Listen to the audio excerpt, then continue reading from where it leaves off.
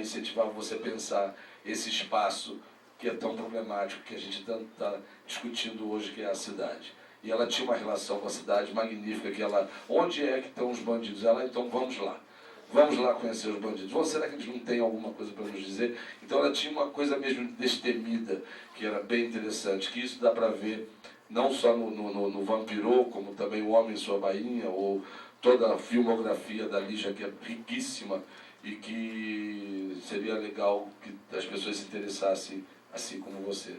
Muito obrigado. Agora, eu queria retomar a discussão da Bárbara, principalmente nessa última parte que você não fechou, para tentar alinhavar esses três momentos que você coloca, que quando, nesse filme, que é tão maravilhoso, de 78, tem muito a ver com aquela questão da precariedade que você coloca no desfile lá atrás, quando você começou. Porque esse filme ele acaba num problema.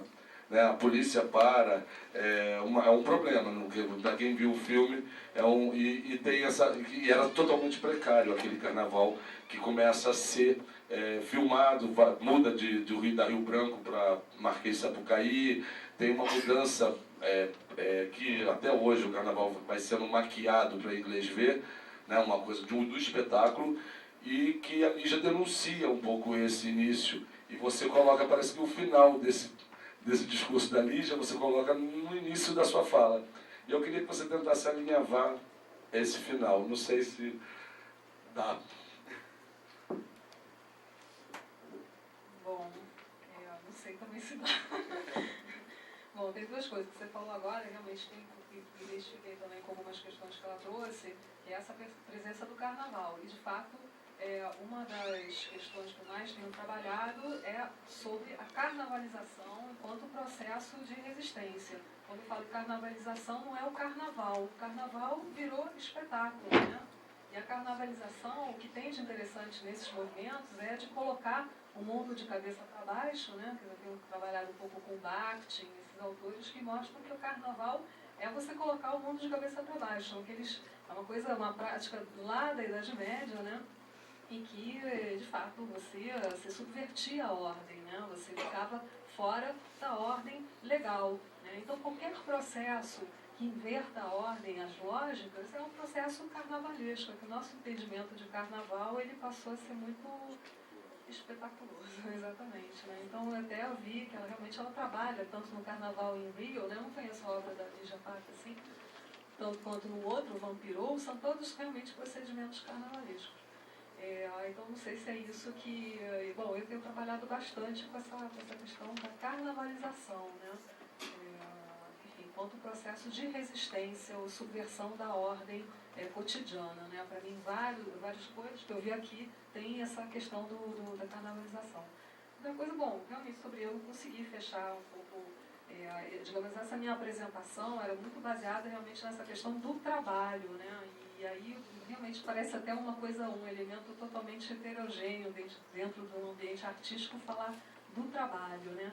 Mas o que eu queria apontar, na verdade, através desses autores que eu uso, o Negri e o Virman, é que, na verdade, o Virman ele fala que as indústrias culturais, foram a partir do desenvolvimento das indústrias culturais, que o trabalho imaterial, o trabalho virtuoso, com essa ambiguidade que ele carrega, né, que é grandioso e servil ao mesmo tempo, esse trabalho virtuoso se tornou o paradigma do trabalho contemporâneo. E o Negri, por outro lado, ele diz que o trabalho virtuoso, o trabalho imaterial, ele se expandiu por toda a cidade. Logo, o meu trabalho ia no sentido de apontar que a cidade hoje, mesmo quando você está fora da instituição, os procedimentos de hierarquização, eles estão presentes em todos os campos. Não é porque você está fora dos muros da universidade, fora dos muros dos museus, fora dos muros das instituições, que você não está submetido às constantes hierarquizações dos processos. Ou seja, é uma coisa que passa pelo corpo, mas passa pela mente. Então, e as carnavalizações, a carnavalização é uma deshierarquização desses procedimentos. Então, eu acho que isso faz também, quer dizer, a mim como designer, eu estou mais, digamos, no campo do poder, né? Assim, porque o designer, ele enfrenta diretamente, ele está ali, ele trabalha na indústria cultural, né? Quer dizer, Originalmente eu trabalhei fazendo capa de disco, capa de livro, então você está totalmente dentro do processo comercial. Mas às vezes, quer dizer, eu pergunto para os artistas, eles também não percebem o quanto eles fazem parte dessa maquinação, né? O quanto a cidade se tornou um campo ampliado da indústria cultural, então que enquanto, mesmo quando a gente está fora, a gente está dentro desses processos. E a carnavalização, de fato, é um desses procedimentos que a gente tem, né? Eu tento recuperar esses processos de resistência, como carnavalização, como subversão dessa ordem, nesse campo ampliado que é a cidade. Então, um pouquinho isso que eu queria fechar.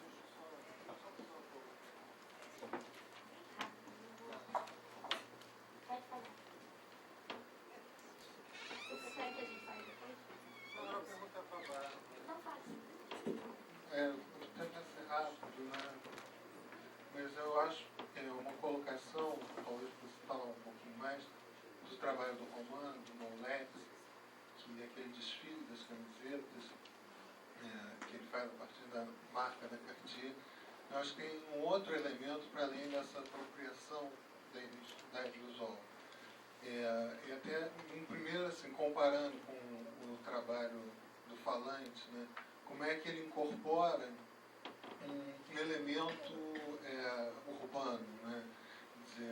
Quer dizer, um pouco uma derivação daquele homem sanduíche que a gente vê, o cara que anda com aquele cartaz vendo ouro, seja lá o que for, né? Quer dizer, como é que ele consegue recolocar essa sensibilidade urbana num ambiente poético, sobretudo porque uma das coisas que eu acho mais legais daquele trabalho é porque ele funciona com as pessoas juntas, né? Porque elas vão intercambiando e vão fazendo várias poesias com aqueles anagramas, né, da Cartier.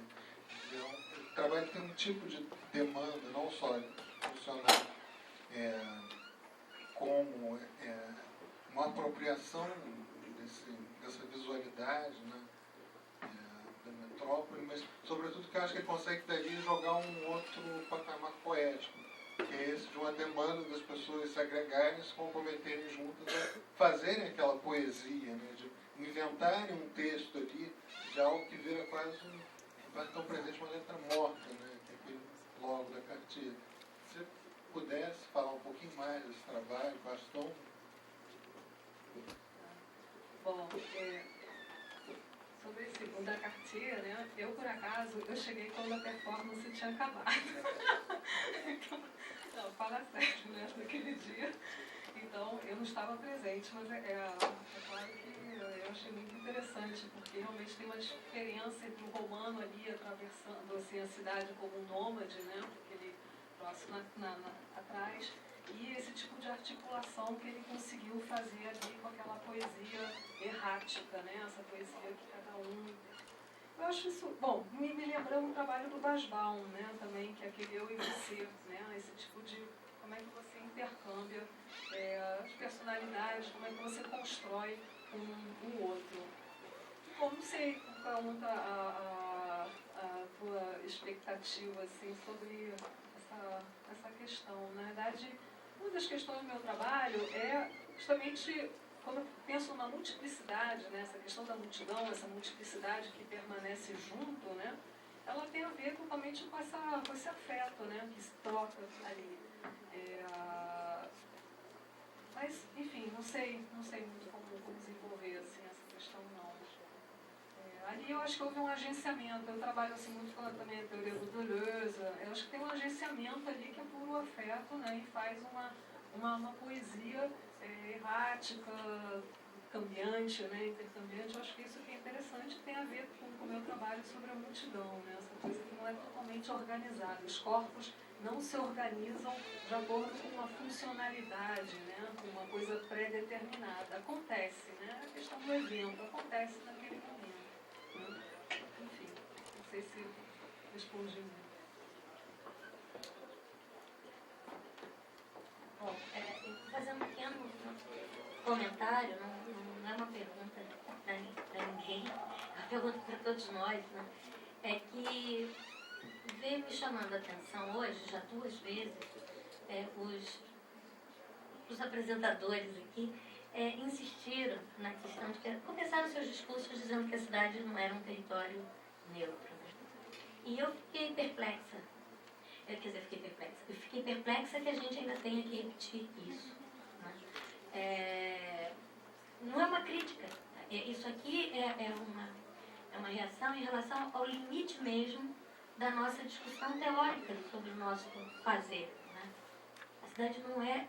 Quando a gente diz que a cidade não é um território neutro, não é um objeto neutro, né? O que a gente está pensando que ela é? Será que a gente está pensando que a cidade é uma exterioridade? É um objeto icônico? É um objeto construído, né? Do qual a gente está fora? Do qual é possível se estar fora? Né? E isso eu estou falando isso para a gente pensar no outro segmento que eu falei que eu ia falar rapidinho. Mas acho que tem duas discussões que vieram à tona, seja pelo seu trabalho, né? Seja pelo trabalho da Vanessa sobre a Lígia. Eu fiquei muito comovida também, eu gosto muito da Lígia. Lígia faleceu quando eu não estava no Brasil e eu estava com o Ronald no dia que eu descobri que ela tinha morrido. E aí eu fiquei lá com um jornal uma semana na parede. É uma mulher extraordinária. Eu acho que a gente... E apareceu agora na fala sua, na fala da Graziella, um entendimento da noção de espaço. Nós estamos usando umas palavras aqui que eu acho que sobre as quais a gente deveria pensar. Alguns de nós, quando fala de espaço, fala como essa exterioridade. No espaço, na cidade, e se coloca num distanciamento corporal, intelectual muito grande. E agora, nessas últimas falas, a Graziella insistiu muito numa noção de espaço, né, que está sendo criada por aquela experiência. O corpo e a obra estão instituindo justamente um conceito de espaço. Conceito de espaço instituído por aquela ação mesmo. Eu acho que isso você fez transgredindo muito, porque você colocou isso na mão, inclusive, da prefeitura. Ela está instituindo um espaço, ela está instituindo uma espacialidade, do mesmo jeito que todos nós instituímos espacialidades, instituímos uma percepção do que é espaço, que é um sistema de relação. Então, eu acho que a gente tem que pensar um pouco mais quando a gente usa essa noção de espaço como fora. Né? E daí também, eu acho que a gente deveria pensar essa questão do contracorpo, que também foi evocada aqui. Porque, como eu estava falando ali com o Ronald e com a Clarinha um pouquinho no intervalo, né, para o trabalho do artista, mas para o trabalho também do intelectual, para o trabalho do designer, para o trabalho de todos nós, né, eu não vou falar do Ivan agora, mas o Ivan deveria ter percebido isso, isso é um jogo. A nossa ação se dá num jogo, onde não há receita. E ora o corpo tem que ser anulado, ora o corpo tem que ser expandido, ora o corpo tem que estar ali, ora o corpo tem que estar silencioso. E isso não tem regra. Só que eu pensei que nós, a Graziella perguntou, nós quem? Nós um pouco de gente que se interessa por essa matéria aqui, está discutindo aqui, que se interessa pelas ordens instituídas no mundo e as contra-ordens que a gente quer desestabilizar. Né? E eu achei que a gente tivesse um pouco mais amadurecido. Eu não sei, dúvida, entendeu? É dúvida e um pouco de dúvida, um pouco de certeza. Mas um pouco também de desejo de compartilhamento, que essas coisas fiquem no ar para a gente ir discutindo, tá?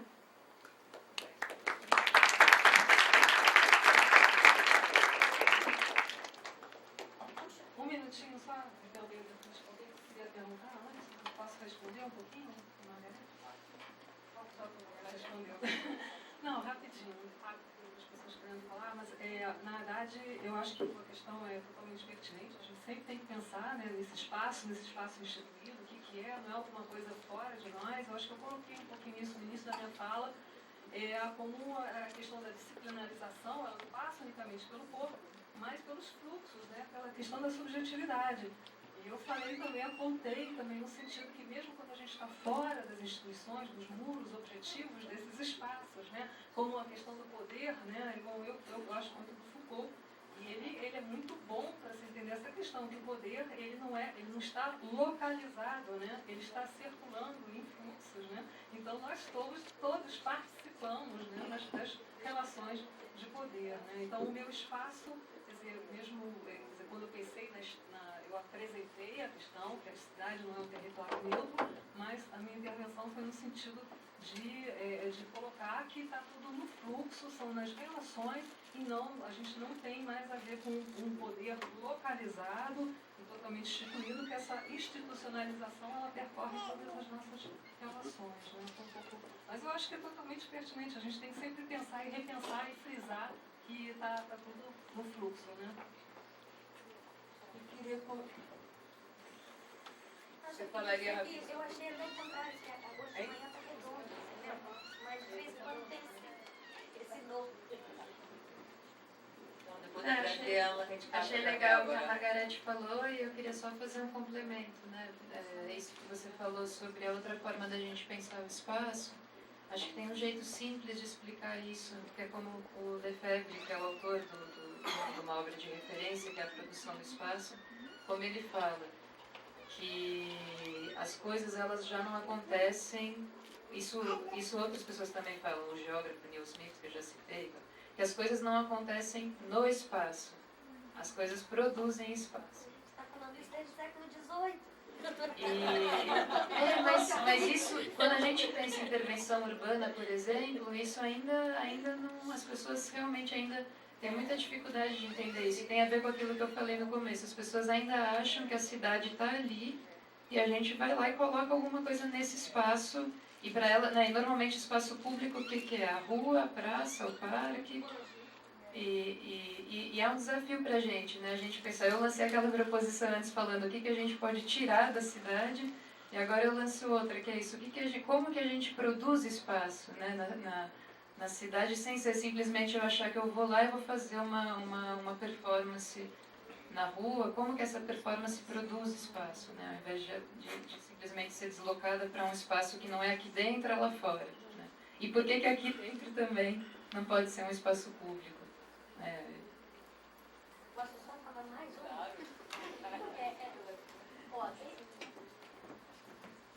É uma proposta, tá, gente? É o seguinte, desde ontem eu estou pensando aqui alto, né, conosco. Eu acho que não fala mais de produzir espaço também. É tão bonito porque ela trouxe à tona da Lígia tessitura de espaço. Espaço é relação. Espaço é relação. E o que a obra de arte e a obra de arquitetura, quando é obra de arquitetura e não... quando você percebe essa intencionalidade forte, né, também a obra da prefeitura tem uma intencionalidade forte ali, de uma cidade higienista, mas tem. Né? O que acontece é que certas obras, ela institui, ela instaura esse ponto que você para pensar essas relações que estão ali e que você não estava nem atento a elas.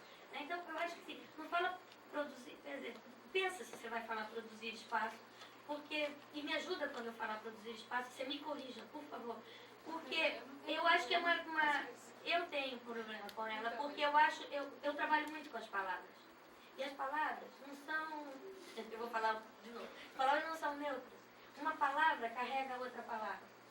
Quando você fala tecer espaço, ou quando você fala produzir espaço, nós estamos numa lógica de um vocabulário que é o vocabulário daquele outro Marx, não do homem virtuoso, não do pianista. É aquele que coloca a obra e a matéria lá fora, e não a matéria e o pensamento na ação e juntos, entendeu? Bom, como vocês estão vendo, isso é para o Corpo Cidade 2. Vou ter que pensar mais para falar melhor. Bom, queria... Débora... Sabrina... Então, a palavra...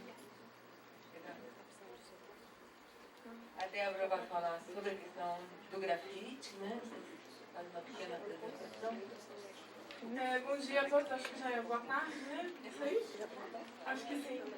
Primeiramente, eu quero agradecer aos organizadores do evento a oportunidade de estar aqui falando um pouco sobre esse trabalho, e a Glória e os demais pessoas aí dessa sessão temática. Fiquei bem feliz porque a proposta do Corpo Cidade me fez refletir acerca do meu objeto de pesquisa sob um viés bastante específico, que é a questão do corpo. Então, o que vocês vão ver hoje é um pouquinho do desenvolvimento de uma tese de doutorado que eu estou fazendo pela Escola de Belas Artes da UFMG. Então, eu venho pesquisando arte urbana desde o mestrado, que eu fiz em comunicação também na UFMG, e agora eu estou trabalhando com um recorte mais específico e lidando com uma dialética entre o subterrâneo e superfície. Então, não sei se todo mundo conhece, tem um artista em São Paulo, que é o Zezão, que ele grafita as galerias de esgoto do Tietê. Então, eu estou trabalhando especificamente com o trabalho dele. Tem um ensaio de fotografias que eu fiz com inscrições que eu encontrei no Carandiru, já extinto. Na época, faltavam 2 meses para a inclusão do presídio. Eu registrei algumas inscrições dos próprios detentos por lá.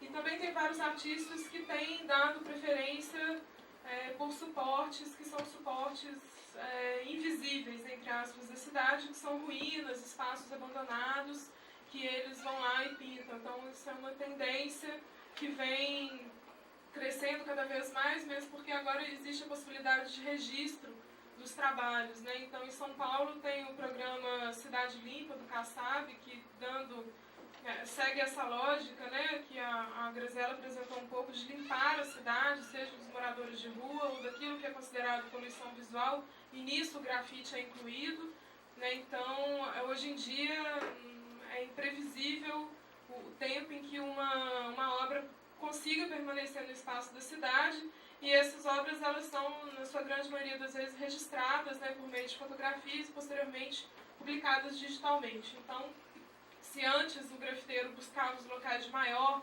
visibilidade, de maior trânsito, hoje isso já não é mais tão importante para o artista por causa dessa possibilidade de registro, que inclusive no trabalho do Zezão é uma parte importante, né, da divulgação do trabalho que ele faz, que obviamente ninguém vai descer na galeria, né, para ver um grafite que ele fez lá. Bem, esse é o recorte específico da minha pesquisa de doutorado. Vou mostrar para vocês algumas imagens que extrapolam esse âmbito, né, da visibilidade, da invisibilidade, exatamente como eu falei antes, porque eu pensei um pouco essa questão do corpo, né, e em relação a isso eu vou falar até um pouquinho sobre espaço. Tem um conceito do Michel de Certeau que eu acho muito interessante, que ele fala que o espaço é um lugar praticado. Para mim, esse conceito serve muito bem, porque eu percebo que o artista, e aí, quando eu digo artista, eu estou me referindo aos grafiteiros ou pichadores, ou, né, o pichador não é muito entendido como artista, mas aquele que faz esse tipo de intervenção na rua, eles vivenciam o espaço da cidade de uma maneira diferente das outras pessoas, porque para a maioria dos moradores da cidade, a rua ela é um entra-lugar, ela não é um espaço constituído, né, nesse sentido de ser um espaço praticado. Então, eu percebo que o grafiteiro vivencia o espaço da cidade de uma forma diferente. Então, é uma espécie de flaner da contemporaneidade, né? Então, o mapa da cidade é um mapa alternativo para eles. Então, o mapeamento da cidade é feito de acordo com outros signos, que são, né, as obras de outros artistas ou suportes nos quais ele pensa que ele poderia ali fazer uma inscrição, né? Então existe essa percepção diferenciada do espaço e que ela se reflete no modo de deslocamento dos próprios artistas. Então muitos artistas caminham muito, andam muito a pé pelos espaços da cidade, que é uma coisa não tão comum hoje em dia, até porque você tem problemas de violência e etc. Então acredito que a maioria das pessoas se desloque pelo espaço da cidade, ou de carro, ou de ônibus, ou de metrô, que seja, mas os artistas, eles buscam a rua como um espaço propriamente dito, como esse lugar praticado, e não meramente como um entra-lugar. Então eles andam muito de bike, ou a pé, ou algumas vezes de skate, que existe essa ligação do grafite com uma cultura que é uma cultura de rua, né, um pouco mais ampla. Então a ligação até com o break e com, né, outros aspectos aí da cultura de rua ainda é bastante forte. Então já existe, né, a priori essa localização, essa relação que o corpo do artista estabelece com a cidade, que é uma relação um pouco diferenciada, que tem algumas particularidades. Além disso, eu percebo que existe, refletido nos muros da cidade, uma certa dialética entre os problemas e as questões referentes à vivência daquele espaço urbano e aquilo que se apresenta nos muros. Né? Então, São Paulo, por exemplo, é uma cidade que já foi mais pintada, porque hoje o Kassab, né, para quem não sabe, esse programa Cidade Limpa, eles jogam tinta cinza por cima das inscrições, seja, as pichações, na verdade, sobrevivem mais que os grafites, porque elas são feitas em locais bem altos e de difícil acesso, o caminhão da prefeitura não alcança.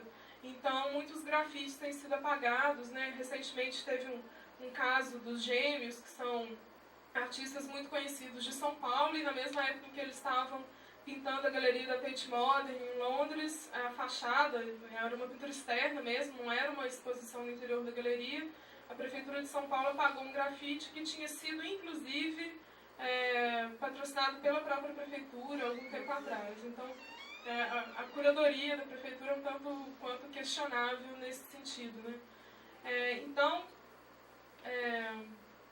Essa questão do programa Cidade Limpa, e não só isso, mas isso trouxe uma dificuldade a mais para os artistas em pintar na cidade. Então, principalmente tem um lado da arte urbana, das intervenções urbanas, que é a pichação, que muitas vezes, no senso comum principalmente, não é nem considerado como arte, mas que nesse tipo de manifestação é óbvia a ideia da periculosidade. Né? Então, eu tenho conversado com vários pichadores e eles contam casos assim, de gente que dá tiro, que joga coisa, e eles sobem em locais muito altos, eles realmente escalam, né, o exterior dos prédios. Então, já existe, né, essa questão do corpo, se a gente for analisar nesse sentido, uma periculosidade que é inerente à própria atividade. No caso do trabalho do Zezão, isso é bastante evidente também. Então, ele já foi, inclusive, hospitalizado algumas vezes, porque ele anda na água do esgoto, né, da cidade inteira, então ele já teve alguns problemas de saúde em decorrência disso.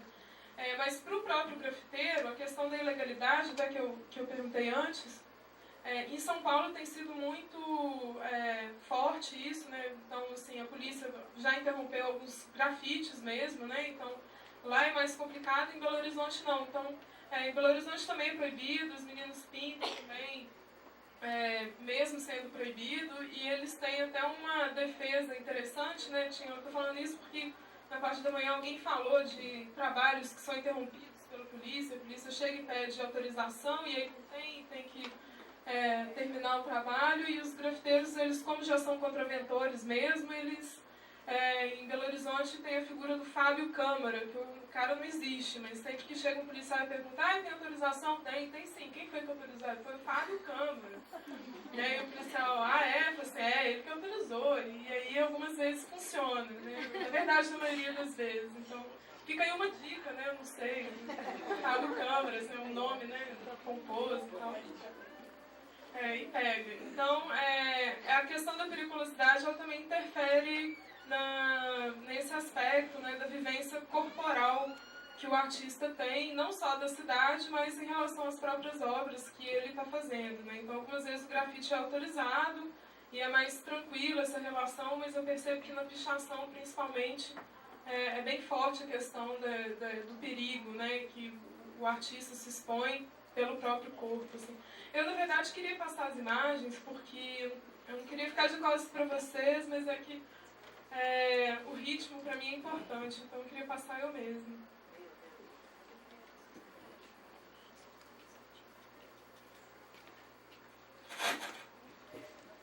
Tá, eu quero, que algumas eu quero passar rápido.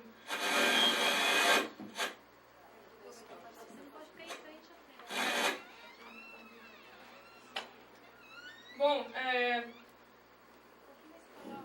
tem uma relação que é bastante evidente no grafite, que é essa gestualidade. Então, eu venho da semiótica, não consigo deixar de pensar o grafite como uma obra que tem uma indicialidade, uma iconicidade muito forte. Né? Então, esse grafiteiro que vocês estão vendo é o Binho, né? Ele está aqui, né? Isso são imagens que foram captadas na Bienal Internacional de Grafite em Belo Horizonte, que aconteceu há uns 2 meses atrás. Bem, aí eu trouxe essas imagens porque eu comecei a reparar, durante os processos de pintura, eu estou tendo um pouquinho de dificuldade aqui. Eu não posso voltar?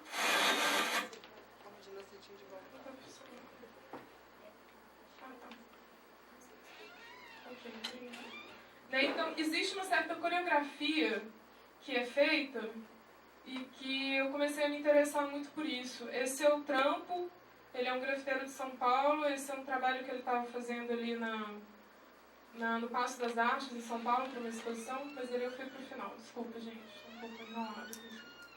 Bom, esse é o Ciro, ele é também de São Paulo, então o que me interessa muito é esse processo de pintura do grafite, em que eu percebo essa questão do corpo como sendo importante e também, em termos semióticos, me interessa perceber as camadas de significação que, bom, aí que acabam por constituir a obra. Então, se você vê o grafite já pronto e a obra final, você não tem muito noção de todo o processo em que aquilo aconteceu, e a questão da rua é fundamental para isso. Então, qual foi o período em que os artistas permaneceram ali na rua, e aí sempre chega, né, muitas pessoas e conversam, dependendo do lugar. Se for um bairro, né, mais nobre, com certeza vai chegar alguém com um filho, falando, eu quero fazer um quarto do meu filho, quanto você cobra?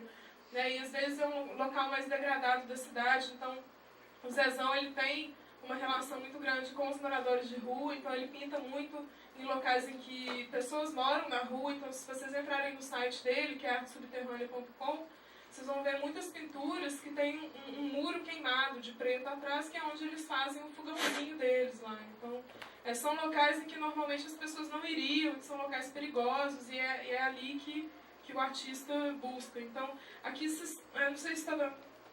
A imagem está um pouco clara, são pichadores, né? Então eles fazem muito isso, essa escadinha de subir 3, 4, um em cima do outro, para pintar no alto. Então, são fotos de fotos, então as imagens não estão muito boas. Isso é em São Paulo.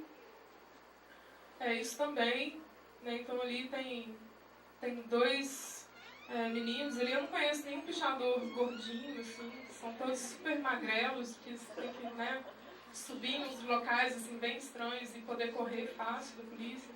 Então aqui já são 3, né? Então muitas vezes vocês imaginam, né? Principalmente em São Paulo tem muita pichação, o movimento lá é bem forte, bem característico mesmo da cidade. Então vocês perguntam, nossa, como que esse menino subiu ali? Mas eles dão jeitos assim, tem até uns que andam com equipamento de rapel no mochila e tal. Então é meio um esporte radical urbano, né?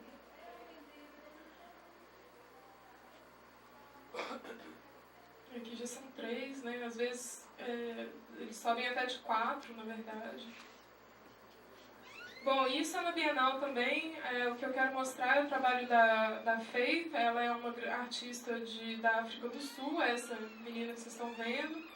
E eu tirei várias fotos assim dela pintando e que me fazem perceber uma certa coreografia que o artista exerce quando está pintando um muro, inclusive com um afastamento, né? Porque os painéis geralmente são grandes, então eles geralmente atravessam a rua, né? E fazem um movimento mesmo com o corpo para perceber o todo da obra e a proporção e etc.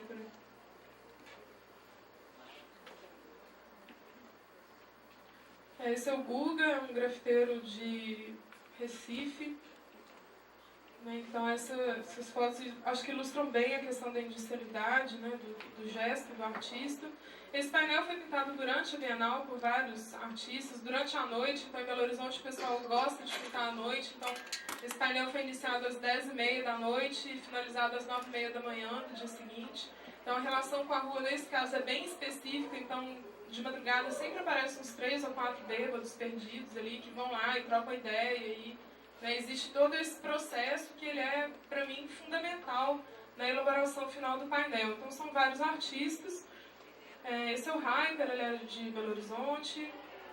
E aí existe uma questão que começou a me interessar, que é como o corpo se comporta durante esse processo, né? Então, são várias as etapas, né, que estão presentes ali na pintura, que não são só a pintura propriamente dita. Então, como eu falei, esse afastamento e um certo planejamento, esses são os artistas que estavam pintando lá, então eles estão ali no meio da rua e aí eles conversam, né, sobre quem vai pintar onde, como que está ficando e ali e tal. Então essa movimentação começou a me interessar. Eles são artistas lá de Belo Horizonte. Então isso eu nunca tinha pensado, né, em fotografar o corpo do grafiteiro e não o grafite propriamente dito.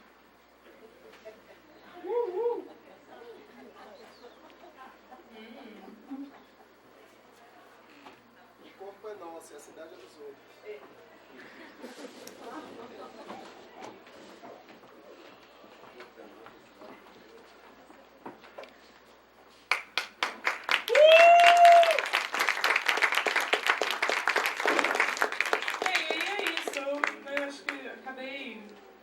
Excedendo um pouco aqui os 20 minutos e me interessa muito o debate. Então, basicamente isso que eu queria só tem mais essa, esse é o Paulo Ito, um artista lá de São Paulo. E esse grafite ele estava fazendo, eu vi ele caindo de lá de cima várias vezes, assim, ele estava super mal equilibrado nessa escada e é bem alto o lugar onde ele estava, mas eles parecem acho que não tem nenhum também que tenha medo de altura, né? Então é bem alto, assim. Lá esse é o trampo, né, como eu falei, também somos... Bom, é isso. Obrigada.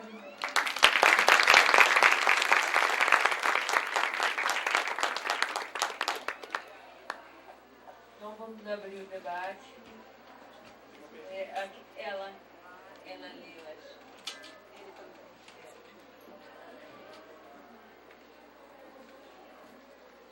Eu apenas queria, na verdade, fazer um comentário a respeito do seu interesse, né, que eu acho que é uma coisa cada vez mais recorrente, né, inclusive no interesse do espectador, né, estou falando no meu caso que faço teatro, que é o modo como se produz a arte, né, não mais esse produto final, né. Eu acho que cada vez mais o espectador, ele está engajado mais no processo, né? Eu acho que ele tem um desejo de uma experiência de processo, né?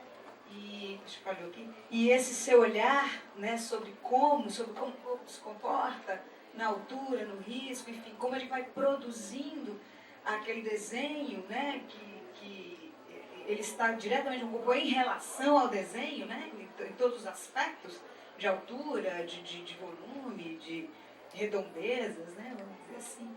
E então é isso, eu queria fazer essa observação, porque eu acho que é muito pertinente esse olhar sobre o processo de produção.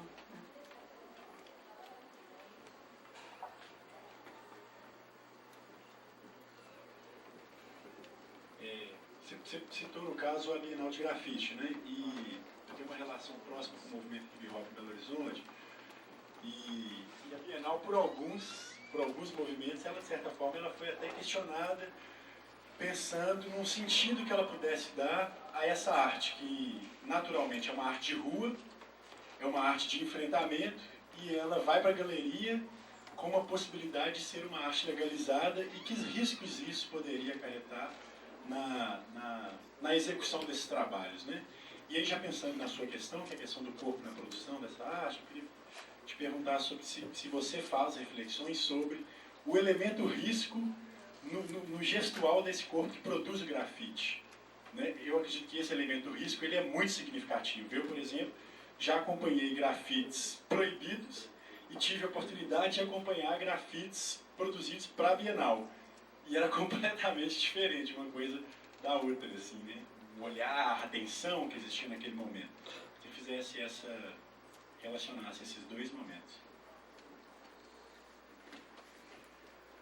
É interessante as suas colocações. A questão da Bienal, ela foi bastante questionada, acho que não só a Bienal, né, mas esse evento suscitou essa polêmica em torno da institucionalização do grafite, né? Então, os próprios artistas não consideram trabalhos de grafite aquilo que está ou ali dentro da serraria, que foi o local onde se realizou a Bienal em Belo Horizonte, ou dentro das galerias ou dos museus. O que acontece é que tem artistas que pintam na rua e produzem outros trabalhos de artes plásticas. Então, para eles é um trabalho específico, que não é exatamente grafite. O grafite ele é feito na rua.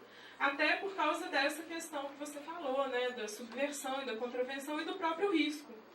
Então, o instrumento do artista, que é o spray, ele já é próprio para isso. Ele é, né, um traço rápido e que não vai demorar muito tempo para a pessoa fazer exatamente porque ela não poderia, né, estar fazendo. Então, até essa é uma diferença, né, que os artistas têm isso bem claro, que dentro da galeria é uma outra questão, e até dentro da Bienal, aquilo não é grafite. A Bienal realmente ela aconteceu nas ruas, porque Belo Horizonte teve uma grande confluência de artistas do mundo inteiro e eles estavam loucos para pintar, e pintaram muito na rua. Então essa foi realmente a Bienal que aconteceu, não a exposição que estava no espaço institucional, mesmo porque ali não existe o risco, né? Existe um certo conforto que não é o conforto que a rua traz, pelo contrário, né? Então me interessa muito sim essa questão. Alguém levaria...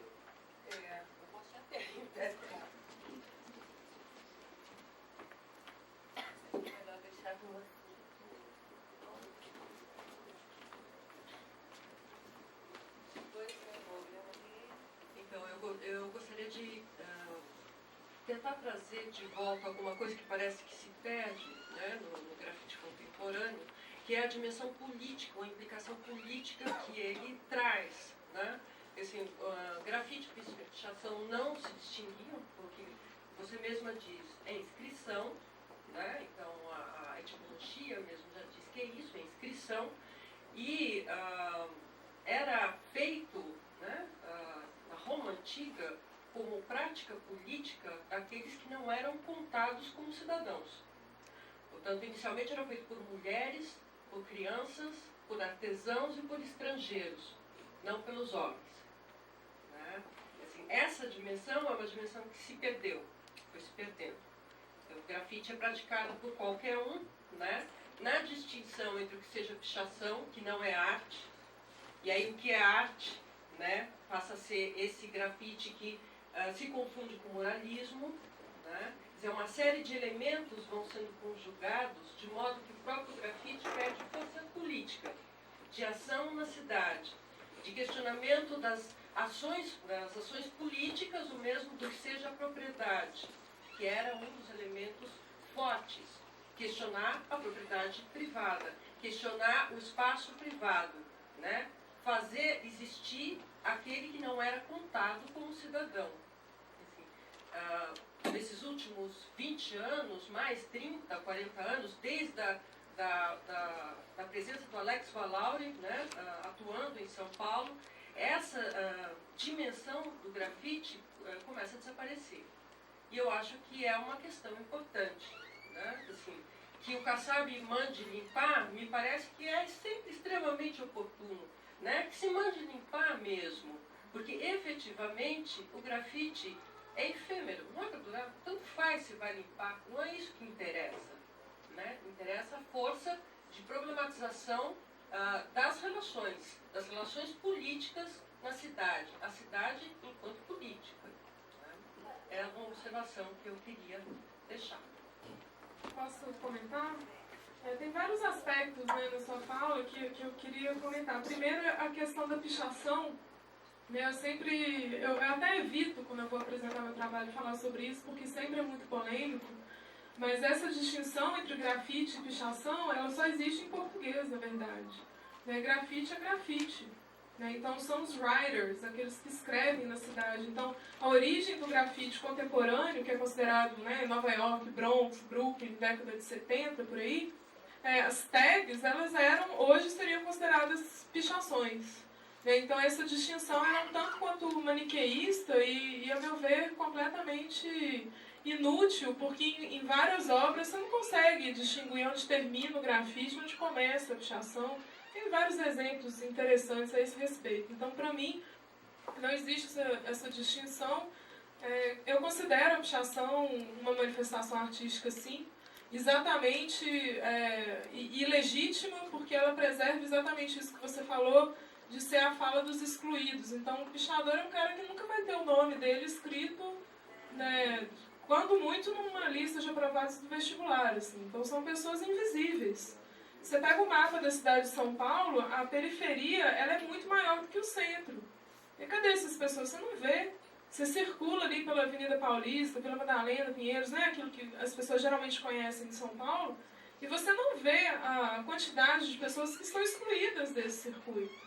Né? Então, a pichação é uma forma de dar visibilidade a isso. É uma visibilidade forçada, raivosa, que se impõe e que eu acho que deve acontecer, que ainda preserva esse ímpeto de contravenção e de ser contra um sistema e etc. Bom, esse é um dos aspectos que eu queria comentar. A outra questão em relação à possibilidade do grafite funcionar como uma manifestação de demandas políticas, isso existe no trabalho de vários artistas, mas não de todos, porque o universo do grafite ele é muito diversificado. E ele não é organizado, então o muro a priori é democrático. Se você quiser e você tiver coragem e for se arriscar, e vai lá e pinta aquele muro. Ninguém vai te impedir. Então, não existe uma organização no movimento que diz que todos devemos nos unir para lutar contra ou a favor de uma causa X ou Y. Então, são viagens individuais, de pessoas diferentes e que não necessariamente, a meu ver, tem que seguir essa ordenação de caráter político, né? Agora, em relação ao Cidade Limpa, até alguns artistas acham até bom, porque é mais muro para eles pintarem, né? Porque a cidade já está tão saturada, que não, bom, assim, né? Tem mais espaço, não tem mais onde pintar, né? Tem tanto grafite. Tem uma coisa que eu acho importante de falar, só pontuar, que é situar o grafite dentro da cultura hip-hop, sabe? Isso é muito importante, né? Que o grafite, ele é um... ele excede a cultura hip-hop, né? Então, existe uma ligação com a cultura de rua, sim. Existe um grafite que é até denominado de grafite hip-hop, né? Então, tem essa relação, mas que não necessariamente. O caso do Valauri e de vários outros, né, estudantes de design, ou de artes plásticas, ou de arquitetura, né, que querem fazer um trabalho na rua, né, e não necessariamente estão ligados ao hip-hop. Oi. Eu acho que eu ia falar, eu já colocou, acho que até concordo com uma certa falta de um conteúdo político nesses grafites mais virtuosos, sabe? Às vezes me parece uma competição para ver quem faz uma letra metalizada, assim, mais bonita, assim, sabe? E eu acho que isso perde um pouco. Mas lógico, assim, só uma parcela, eu acho que existem outros trabalhos. Mas eu queria abordar mais a questão da inscrição. Na verdade, é só um comentário, uma comparação entre o grafite mais o tag, né, de São Paulo e do Rio. Essa coisa mais aguda de São Paulo, que seria mais uma obrigação de ocupação de espaço, né, tipo assim, e talvez por serem grandes espaços, né, talvez a tipologia usada privilegie muito mais essa demanda de ocupação mesmo e de tornar visível aquela história, enquanto que no Rio de Janeiro, talvez pelos espaços serem menores, talvez os grafiteiros e o pessoal que pinta mais opte por escolher pontos mais altos, de repente uma cúpula de uma igreja ou alguma coisa assim, que possa dar mais visibilidade e talvez a forma da letra talvez seja um pouco mais rebuscada ou até mais barroca, né? Tipo assim, isso é até conhecido, existe até você deve saber disso, um grafiteiro belga, né? Tipo assim, que picha São Paulo com a própria tipologia do grafite de São Paulo, que é uma coisa exclusiva, eu acho, assim, não deve existir em outro lugar do mundo, sobretudo porque eles começaram a pintar com rolo, talvez pelas dificuldades também que tinham de pontinho, né? Pelo calor, preço do spray, etc. Então, só colocar essa diferença das tipologias, que na verdade é uma exigência também do campo, né, onde eles estavam atuando. Então... Esse ponto é bem interessante. Eu percebo que essa relação dialética que eu falei entre o espaço da cidade e a inscrição em si, ela um bom exemplo disso são essas diferenças de tipologia. Então, São Paulo é uma cidade muito verticalizada e muito individualista. E as letras, elas são, para quem não conhece, né, a pichação de São Paulo, as letras são muito retas e verticalizadas. E isso, até conversando com um artista de São Paulo, ele me explicou que isso tem a ver com a tipologia de algumas bandas de rock da década de 70, AC/DC, Black Sabbath, que então assim, tem um movimento punk também, que em São Paulo tem uma ligação próxima com a pichação, então teve também essa influência. E o Rio de Janeiro, para quem não conhece, a pichação do Rio de Janeiro é a letra que a gente chama de emboleiro. Elas são letras arredondadas e umas interferem nas outras, você não consegue separar um caractere do outro. Isso reflete bem, eu acho que é o dia a dia do carioca, que é bem diferente do de São Paulo. Então é aquela confusão que é o Rio de Janeiro e que isso não se percebe tanto em São Paulo. Então eu acho bastante interessante esse aspecto. Estou aqui com o microfone. Ele está procurando o microfone. Aqui. Aqui, ó, esse baixinho aqui. Esse corpo de 1,90. Bom, a questão começa um pouco por conta que a Margarete nos provoca a pensar sobre as palavras. E eu tenho me perguntado do que eu escuto aqui, e não é restrita a esse espaço, que um pouco da nossa educação se organiza com uma lógica binária. E a gente pensa muito nisso. E aí eu venho aqui colecionando as expressões desse binarismo, né? É o dentro e o fora, é o corpo, e aqui não apareceu a palavra sujeito até então, acho curioso. E o corpo, que até o Damásio, no Erro de Descartes, fala da diferença do corpo e da cabeça, como se fosse separado, é mais uma cisão, não é? E do visível e do invisível. Como que a gente é educado a pensar isso? O bem e o mal, o profano e o religioso. E isso nos orienta a enxergar esse mundo, não é? No que diz respeito à pichação e ao grafite, não é? O que é visível para quem, é invisível para quem na cidade? Talvez isso a gente possa explorar um pouco essas questões. Eu sou de Belo Horizonte e a cidade lá faz esse exercício mesmo de limpeza também, um pouco como em São Paulo. E não só nas ruas, mas nas escolas. Eu sou professor e transito muito entre as escolas. Então você vai na escola, num mês tem, no outro mês não tem.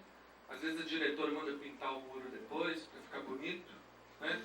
E um pouco por conta que também a diretora é parte da sociedade que também não gosta do grafite, né? Eu vejo isso lá muito. Já presenciei, já participei de domingos, né, fazendo grafite, e no mês seguinte a justificativa é assim: nós vamos limpar porque os pais não gostam. E muitos não gostam mesmo. Mas por que eu estou trazendo essa coisa de que tem gente que não gosta? Porque isso faz parte da cultura, né? E relacionar-se com a cultura, que é uma outra palavra complicada, né?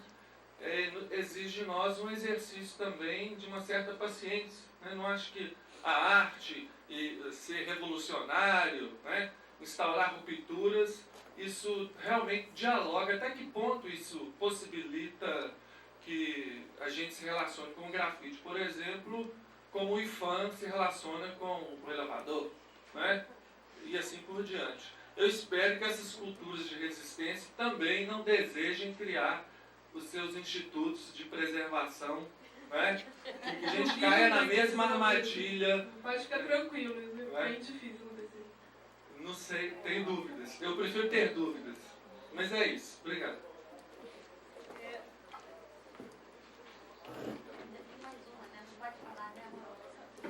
Olha, depois do Ronald, eu vou pedir a vocês que a gente veja o corpo informático, que vá comer e que o debate do corpo informático seja depois, tá bom? Eu só quero dizer uma experiência, né? Até por conta disso que você falou agora do Rio de Janeiro, do grafite no Rio de Janeiro, desse embolado lá. O Maison de France estava fazendo 50 anos e o pessoal chegou e me convidou para fazer um trabalho com os grafiteiros num problema que eles tinham do muro do Maison de France. Era um problema porque nenhum grafite parava e todos pichavam e viravam a sujeira, eles pintavam de cinza e sujavam. Então eu queria um projeto que misturasse arte contemporânea e grafite, né? Quer dizer, das duas linguagens, como isso poderia acontecer. Que está até hoje lá, inclusive ninguém mais pichou e acabou. Eu não sei o que é isso, quer dizer, como é que a gente explica esse status, essa coisa da arte contemporânea e o grafite que é mal visto, é marginalizado, é colocado à margem. E que a gente tem um trabalho lá no Rio de Janeiro com o Grupo Apocalipse Crio, que é justamente essa tentativa de inclusão no meio, mercado e tudo da arte contemporânea. E aí chegamos a fazer com o pessoal da Universidade Nômade, na Escola de Comunicação da UFRJ, num seminário, não sei o que lá, do Comum, a Constituição do Comum, a memória, né? E a gente fez uma nota preta e virou uma ação com grafiteiros, né? Que a nota preta era uma nota de $100 com a cara do Bush, e eu taquei fogo em tudo. E até o UFRJ aceitou tacar fogo no teto da escola, e na parede, em tudo. E tá no YouTube, quem quiser ver tá no YouTube isso tudo. E essa que eu queria te perguntar é como que você vê a relação desse grafite que você pesquisa, inclusive que eu vi lá na Tate Modern dos gêmeos, acho que são gêmeos, que fizeram um mega boneco lá, com o mercado de arte, com esse mercado de arte contemporânea. Bom, antes de te responder, só uma questão, existe um código de ética entre os pichadores que eles não atropelam trabalhos de grafiteiros. Né? Então, por isso, muitas vezes é até uma estratégia utilizada por escolas ou por outras instituições que não querem que o muro seja pichado, então eles chamam grafiteiros, faz aquele painel todo colorido e os pichadores vão respeitar. A priori, o pessoal de São Paulo está atacando fogo em tudo, então eles invadiram a Bienal, eles invadiram a Choque Cultural, que é uma galeria de arte contemporânea, então eles já não respeitam mais esse código, né? Tornou-se um movimento deveras raivoso. Agora,